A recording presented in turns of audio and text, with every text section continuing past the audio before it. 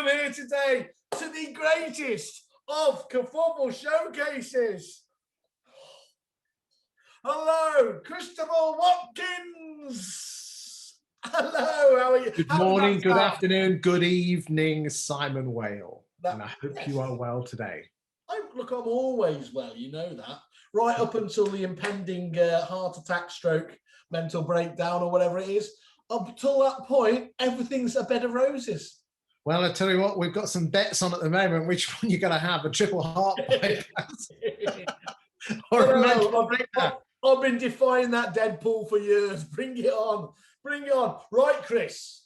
This is going to be short and sharp, because normally on these showcase interviews, it's all about finding out the origin story, the full background. But it would be rude, it would be crude to go through it to that degree with you. But I want you, and this is going to be hard for you because I know how verbose you are, in less than a minute, give me that background story for those people that obviously they see you on Facebook, they see you on social interview, all these wonderful people there, but they're unaware of where you actually started. Just give us that bit of background, and then we'll dig into the detail afterwards.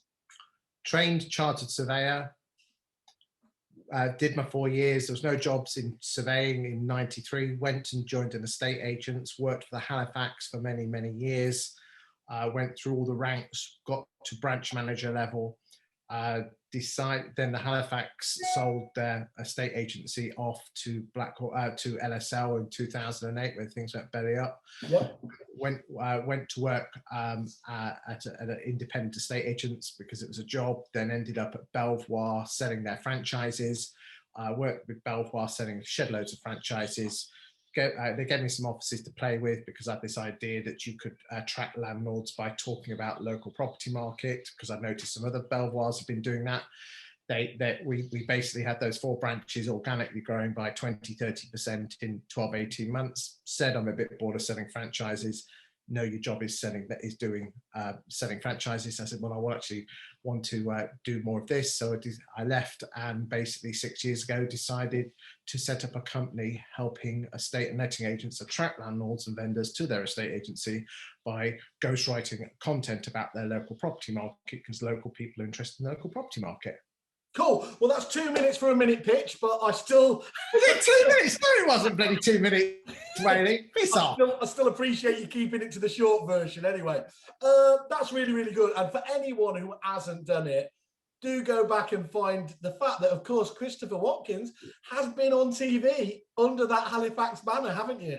I have. I was with Howard, the We Are Sailing advert, and they flew me and the wife out to New Zealand for me to be full center screen for 1 second, and it's me singing it as well. So there you go. Howard is a great showbiz mate of mine. I was going to say, and Simon Whale gets castigated for doing a Brewster's Millions, and they do that for 1 second. But anyway, that's enough. There's your story. Well, look, the interesting thing for me is we do obviously hear you're doing your fantastic job. You know what a big fan I am of yours. When you're interrogating everyone else. Now, the problem with that, of course, as you famously say, you don't take any money from suppliers, and no one's paid you to say this and that and everything else. But clearly, you do need to make money from somewhere. And what I want to do today is to find out actually what Christopher Watkins' commercial business and what the application is, because I think it is just as interesting as the persona we see on TV, because it is after my own heart. So you spoke about those 4 offices. I think you were talking about that they were focused. Were they doing that themselves before you started doing it, or were you very much orchestrating that content? There was 3 or 4 offices in the Belvoir network that were organically growing. So what I decided to do was, if I was going to sell more franchises, and the biggest fear of starting a letting agency is attracting landlords, is why don't I go and see the cream of the cream in the Belvoir network to find out what they were doing. There was one guy who was taking a full page in the local rag.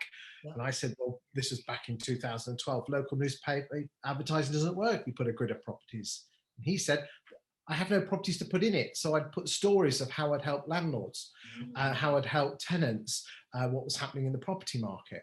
Then there was this guy in Essex who got 33 properties in 1 month. And I said, so how did you do that? He said, social media. I said, so you can't get 33 properties from social media in a month. What he said is that he wrote this 8-page report on how the new dockyards at Tilbury would affect his nearby town. Yeah. He had this apprentice on, like what the equivalent of YTS, and basically got his YTS to send this Microsoft Word document individually to every single person on his LinkedIn database who he knew lived locally. What really happened was that those solicitors and accountants then forwarded it on to their clients because they thought it was interesting and wasn't a sales pitch. So the Kevin Bacon effect in, literally series of connections there, and that piece found its own audience. Yeah, and then there was this other guy in Northampton who every week would highlight the best buy-to-let deal there was, irrespective of which agent was selling it, and putting it into his blog. And by doing that, he'd attracted 185 properties in 3 years. So you had this fantastic ideas magpie. You went out there and you saw all of these different angles. Put them all together, systemized it, worked out how it all did, and then basically then took on 3 or 4 offices to see if we could replicate those ideas. And they worked. And you went, bloody hell, it does work. Yes, it does work. Because the magic thing is, Simon, is this: if you want someone to be attracted to you, you have to be attractive. And the best way you can do that is be interested in them first. Whilst most agents, all they do is talk about themselves. Don't mention pie charts. You were banned from that. You're getting to be honest, you're getting a bit obsessed, like I am with Greg's. You're getting a bit obsessed with those, and you're getting a bit. But it's truth hurts. That self-aggrandizement, if that is a word, it can be problematic, can't it, if you take it too seriously? I think the magic thing is this, is that we as human beings are at the center of our own universe, and what is important to us is important to us. And being number 1 in a town, or most pie charts, or whatever you want, is that of interest to you as a person? Yes, it is. But is it interested to everyone else in the town? And I would, instead of saying our pie chart's rubbish, what if a solicitor actually posted a pie chart saying, I've done the most conveyances this month? I love that. If there's one way to slap yourself round the face, isn't it, to make you realise on that, that's it. No, the magic thing is in this world, Simon, is this. And this obviously, this is, I put in brackets apart from you, because you are a, whatever you are, I can't come up with the word, but sex god, awesomeness, Leviathan, Big Cheese, the Zoomer Master, that basically all these amazing words. Your half hour, I'm happy for you to use it like this. Okay, then. The Bouffantmeister. And and people are only interested in themselves, and if you want someone to be attracted to you, you're interested. Get them to be. You are interested in them first, which means they become interested in you. They get to know you, like you, and trust you. And to be honest with you, the only thing that people are interested in is themselves, their family, their work, their money, their passions in life. Whatever they're interested in, my passions in life, my wife, my dog, my friends, work. Drinking craft beer, I'm a round tabler, I'm a Freemason, and I collect, as I said, antique whiskey. And after that, I don't give a shit about anything else. And that's the same with everybody in this world. Although being a Freemason, you don't need to worry about the rest, because all the secret handshakes sort it all out for you, don't they? It's just a glorified boys club where we get dressed up. It's that Boy Scouts meeting. It's okay, you can take the mickey you like, but I'm prepared to declare that. And you will be amazed how many estate agents are Freemasons. But that's not the point of this. The point is this, is if you want people to be attracted to you, you have to be attractive. So you do that by creating content which is of interest to them. Well, let's come back to that, because there's a couple of things in terms of that angle. I was just about to say, I don't think we've ever spoke about this, so forgive me if we have done, but at the point I was an appalling software salesperson, which was for a very, very long period of time, famously hadn't had any estate agency experience apart from we called it the tour of duty, where I spent a month in a variety of different agents, which is a book in itself anyway. But I was ponkling around, if that is a phrase, for a long period of time, not even being particularly good at sales, particularly good at the technical side of things. But the minute where it twigged for me was where I started to get enough of the industry where I was empathizing with their issues, their challenges, and indeed, where I do disagree with you, I was able to see the passion when these people were winning things like awards and everything else themselves. And by being able to get involved with that, people could see there was a sincerity. And that really did become the tipping point for whatever I did elsewhere. Okay, right. I think, okay, we do actually agree with each other. The magic thing is that, okay, if you've sold more houses than anyone else, if you have won more awards than anyone else, if you've worked harder than anyone else, does anybody care? No, they don't. But what they do care about is if you, this is where I think most agents go wrong, is that they make themselves the hero. Never make yourself the hero. No. In reality, what you do is you make the homeowner or the buyer or the agent the hero, and you're the guide. Or as I call it, you're Obi-Wan Kenobi, you're not Luke Skywalker. Yeah. And you can still tell the same story. Instead of whopping out a pie chart that says I sell more houses, than anyone else, why don't you say more people, and then tell the story of all the people that you've helped and all the challenges that you've gone through to get them from one house to the next. A story, because that's the best way to get inside a human's brain is a story. So tell a story where you're the guide, not the hero, and you'll win. And you can still get across the fact you sell the most houses. But lazy estate agents whacking a pie chart out, no. But tell a story about how the homeowner, you've changed someone's life. And now that they, a young couple that lived in St John's Wood had to move out, that you as an agent found them that 2-bedroom apartment in St John's Wood, and now they've been able to move back, and 6 months later their kid has gone to the new primary school and they've got tears in their eyes. Yeah, people are going to remember that, not the look at my pie chart. No, okay, and that makes perfect sense. So therefore, we do agree, I think. Okay. God, I go to interview mode. Sorry. It's all right. I'd never want to disagree. We know that'd be too horrible. Okay, so at the top of their game in this content field, you have Jerry Lyons creating fantastic content stories again. You have Dataloft putting a spin on some quite raw statistical data and making that accessible. Where do you fit into this? They are your peers? Are they competitors? Do you fit into a happy sort of ecosystem together? How does that play out? Quite interesting is that I would actually put myself as somewhere between Jerry Lyons and Dataloft. Okay, I would say that the Jerry Lyons content, and Jerry is a fantastic friend of mine, and even though we are competitors, he's been on my sofa and I've pushed his services, and we have a wonderful arrangement because both Jerry and myself are very strongly in agreement that we only work for one agent in one location. That's a really important point, isn't it? So you're never going to see a conflict of story going out in the same patch. Yeah. Okay.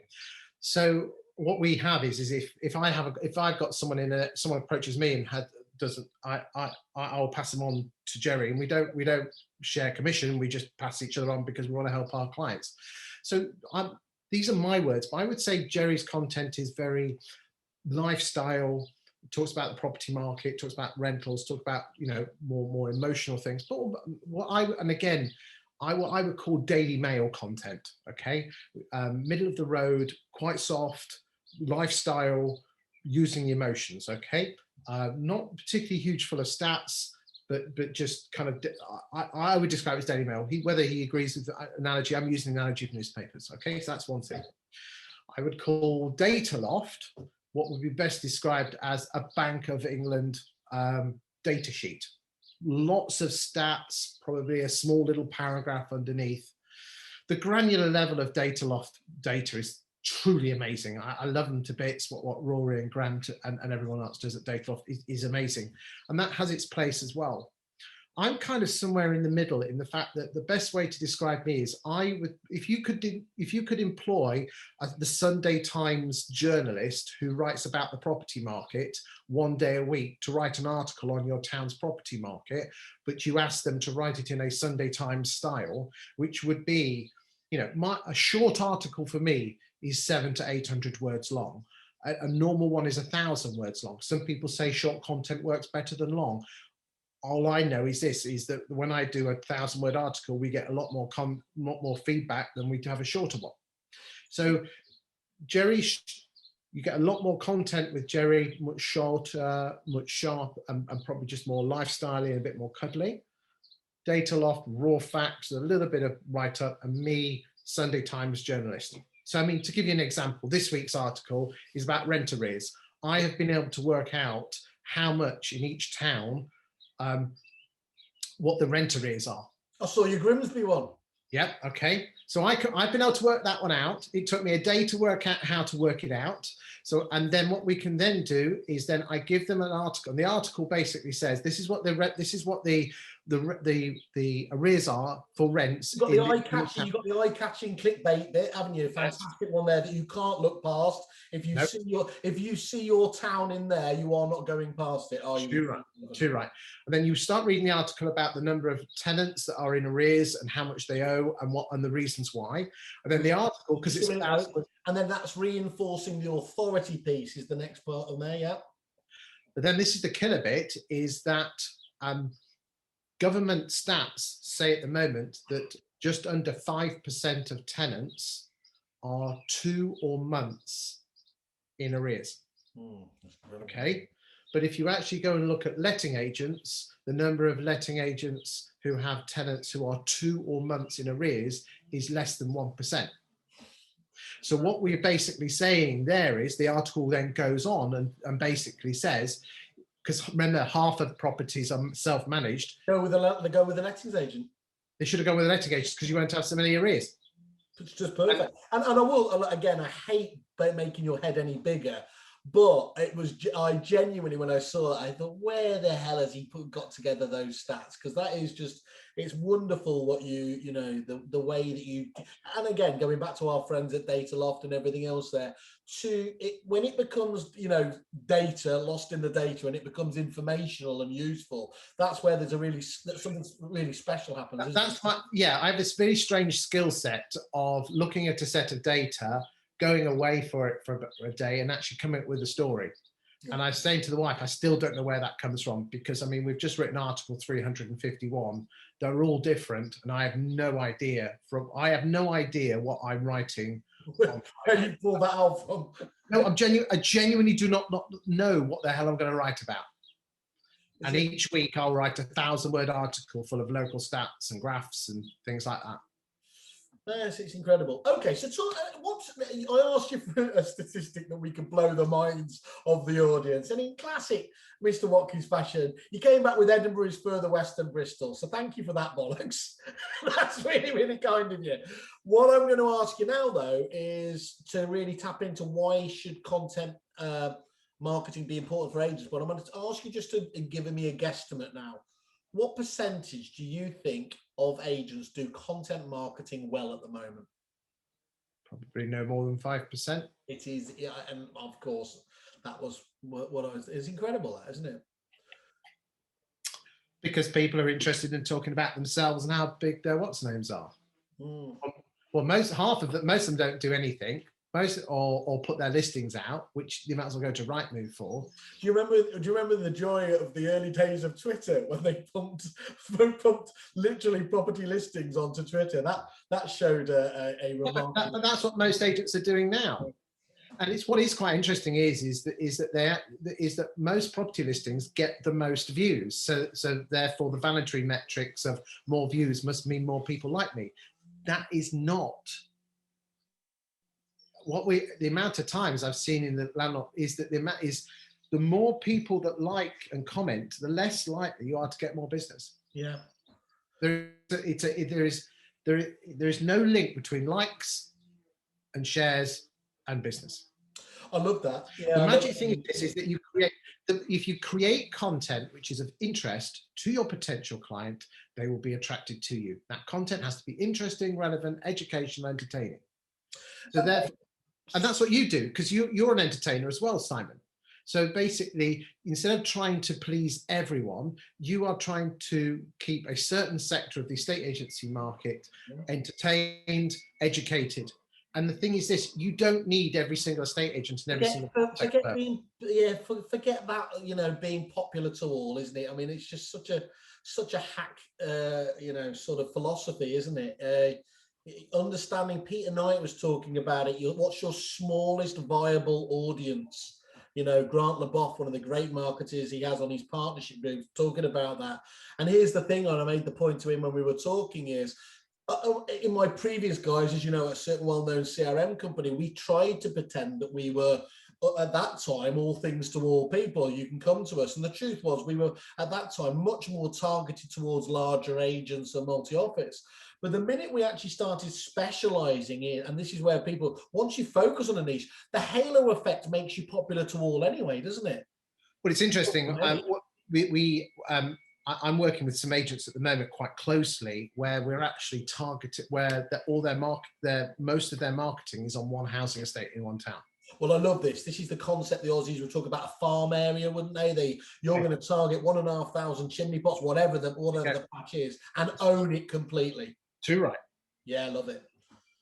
Too right. Well, you know, you were talking before, and you've mentioned attraction a few times, and obviously, famously, Tom Panis has been talking about attraction agents for you know, that moment where you stop doing the prospecting. Not that you should ever stop doing the prospecting, but actually where it switches back the other way, where you become such a, you know, you're actually creating content. Well, let me put it in a different language. Is that people don't like to be sold to, but shit, they love to buy.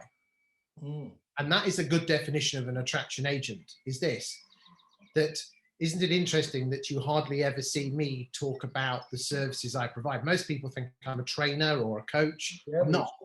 Okay. Some people think I earn money from the interviewing. I don't. I just do that for the hell of it, because I like doing it. I like talking to people. Yeah. I ghostwrite. You know, basically for £300 a month plus VAT, you get 4 weekly articles with graphics and stats, with videos. You also get free content on top. You get me as your marketing guru in the background, guiding and supporting you. And agents ring me, and then they basically try and persuade me to work for them. Yeah. And very humbling, because I say to people, you know, I'm going to be expecting you to do this, this, and this, and if you don't, there's no point in working with each other. So famously, advertising. Estate agents can have that as well, though. Yeah. If they become the guru of their town, they'll have people waiting for you. I mean, there's agents out there that will only take so many houses on for sale, and they have people will wait for that agent. That's the scarcity angle, isn't it? There's nothing more attractive than that, or it's certainly a very attractive trait. Just going back to it though, advertising, they always say famously, you shouldn't just do one big splurge of it. It's about the consistency, and it sometimes takes time. With content marketing, a lot of people lose, and indeed we'll come on to video marketing as well in a moment. A lot of people do try it, and of course they don't get the immediate rewards, and we have a very, in this country, again, we don't have that long-term vision, even I would say a medium-term vision. How are you able to gauge how long it takes before content marketing really starts to kick into a, you know, almost a referral engine? 12 to 18 months minimum. So that's a long time to, you know. But then isn't it amazing though that how many agents have been in business for 30 years, but just 1 year 30 times? Yeah. And I always turn around and say, when was the last decent holiday you went on? And you say 2 years ago. And I say, was that like 2 minutes ago? Yes. Yeah. And I say, well, hold on a second. All I'm asking you is just to do something for 2 years. But I'll give you a case in point coming onto the video. You know, both of us spend an awful lot of money on video editing, and as an agent you don't need to do video editing, you can do it all on your phone. But we have decided to use video editors because that our time is more valuable. We both use the wonderful Jodie, who's watching this, and Jodie, you are amazing, and I know I'm your second favorite client because the pink guy is your other client. Oh, that's a good job, because I was going to say, Jodie, edit that out if he said that, but no, you can keep that in there. absolutely fine. Okay. Hang on, are we both getting charged for this now? I don't know how this works. Bloody better not be. Anyway, you're getting charged twice. The point I'm trying to get across is this: is that my wife was still questioning whether we should be spending the money after 2 years. Yeah, that's fascinating. Okay, and I think the magic thing is this: is if you believe in, you know, just like what would you say to a farmer who planted the seeds in March but then dug them up in April just to see if they work because they weren't growing? I'd say they broke into Brexit. Yeah. Okay. What would you say to the person who went to the gym in January but then work got in the way and then complained that they didn't have a beach ready body by July. I'll say You that's know me, as well as that's I me do. every year. Well, again, but this is the thing is this. Short term. The most important things in life require, in my opinion, two things: hard work, but just as much patience. Because the best things in life you have to work at. You can't. But here's the money shot though, Chris, isn't it? Yes, it takes a huge amount of time to set up to get the, but it is then the most difficult thing to dislodge, because you can't, once you've earned that place in somebody's mind and everything else there, you are a trusted source. And so anyone else who then starts doing it is seen to be just kind of copying you anyway there. And as long as you keep remaining obviously useful and everything else, but you can, hold on a second, but you can, because let's be honest, Simon, you and I, when it comes to video content, could be perceived as being in competition with each other for eyeballs. But you are true to yourself and you create your content, and I'm true to myself and I create my content. And as we've rightly said, we could in theory, let's say we got a phone call from Peter Knight saying, come down and let's have an interview. Your interview, we could go back to back and it would be completely separate and completely different. I'd ask the question, if you were a dinosaur, what sort of dinosaur would you be? With a hairstyle like that, Stegosaurus, but there you go. That's tough journalism. The point is this, is that there isn't just one TV channel and there isn't just one radio. But you're right, first to market is fantastic, but create your own niche. And the power of video is that it's visual. And Chris, everyone knows this, and I know you've got said so many times, and it doesn't make it any less true.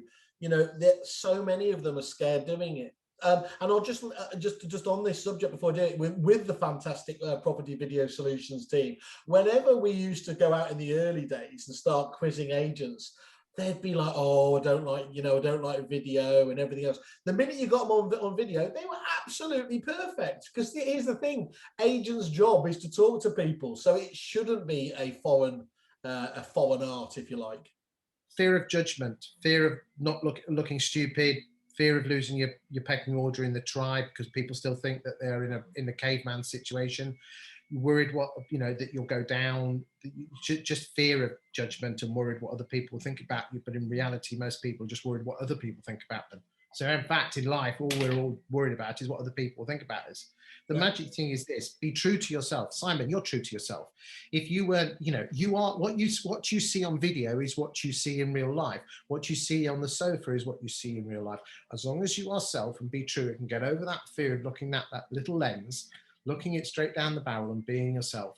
And I tell you, we're here and now, as I say to most estate agents, if I was to judge you on your capabilities and abilities as an estate agent today, just on that first ever free valuation you did 20 years ago, would that be a fair consideration?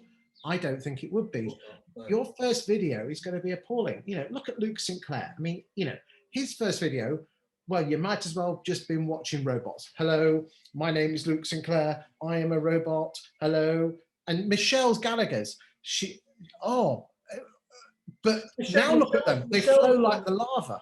Michelle's one of the most interesting ones, because of course she spoke about how nervous she was to start off with, but then just pushes through that like public speaking. Many people have literally a existential fear of public speaking to audiences. So what she did there is because I helped and guide her on it, is that some people you need to pass the responsibility or the permission to someone else. So what I said to her, and I'll say this to anyone, if you want to send me your videos, obviously estate agency videos only.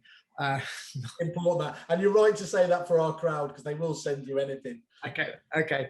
If you want to send me some stuff, I will critique it and we can slowly get better until I say that's ready to go. That's really kind of you. So what do you think, what's the next evolution of content marketing going to be? Is it still falling, but as long as you fall back onto the sort of the basic tenets of that storytelling, you're not going to go far wrong? Or the magic thing is, okay, so in terms of content marketing, the first one is the context. So where are you putting it out? Mostly you're putting it out on this. So you don't have to put wizzy graphics or logos Do you have to put in, what's the names, captions? No, you don't. All right. Anyone that tells you that, I'm sorry, I just disagree with you. Okay. The second one is intent. Why are you doing it? Are you trying to get something, or are you trying to give something? If all you're talking about is yourself or your services or what you're doing, fish video, and people will switch off. So whether you're doing that on video or written word, it doesn't matter. It still won't work. The magic thing is go out there with the intent of giving interesting stuff to local homeowners and landlords, and which is talk about the property market, talking about what the deals are, and you'll win. It's as simple as that. How will it evolve? I think the evolution is this. Giving worthy content hasn't gone out of fashion for thousands of years, and it won't go out of fashion. The way we communicate it might. So everything's on this. It might turn into VR. It might turn into more voice control, things like that. But fundamentally, create great content and chuck it in front of people, and you'll win. There you go. Well, I promised you, because you're such a busy man, ordinarily we'd be waffling like this for 45 minutes, an hour. But I said I was going to let you off after half an hour. So you're just going to have to come back again to continue this obviously fascinating discussion here. But this is about, as I said, this is given what Chris has just said there, and I think he was being generous when he said that 5% of agents are doing content marketing well. Here's the thing is, you are leaving money on the table if you don't do this right. And why fight against the right move leads where you've had no ability to build any sort of trust or anything else like this? It's been proven over various studies that I've seen as well. So those people who are, who have spent a long time with a brand will instinctively pay more for it, so they're not going to rattle you down. Invest in somebody like Chris's time. And I think it is absolutely nail on the head guarantee that sort of approach is the only surefire marketing thing for the future, if I'm honest there. Chris, I asked you for 3 key takeaways, and again, you didn't let me down here. First one was Simon Wells should be higher than 3rd place in the Simon Bradbury influencers list. Thank you for that. Thank you for that. Secondly, you take it up a notch. There are 7 tunnels between Grantham and King's Cross. And 3, Grantham is 2 of the top 10 most hot train bridges in the UK. Now, I'm hoping that that's not you showing the quality of your content marketing here, because you've finally just let yourself down at the 11th hour, haven't you? Well, in fact, to be honest with you, you enjoyed going through one of those 2 tunnels, because, as I said, Grantham has got 2 of the top 10 most hit railway train tracks, bridges.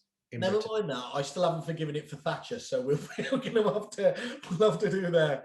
Mr. Watkins, thank you once more for telling us actually what is behind Chris Watkins, the man we see on the screen here. I encourage everybody, if they want to, you can't fail to miss him, so reach out to him directly or via his wonderful page, obviously landing page on the Big Pink review site itself. And I'd encourage everyone as well, is if you see him up there doing this fantastic work, if you have used him in the context of this content side, please do come and leave in reviews. I know he won't ask anybody else because he's far too honourable than that, but I'm the shameless part of the equation here, and I have no compunction in doing that. He deserves it. So, Chris, thank you once more. And thank you, Simon, for what you do for the industry as well. Love you.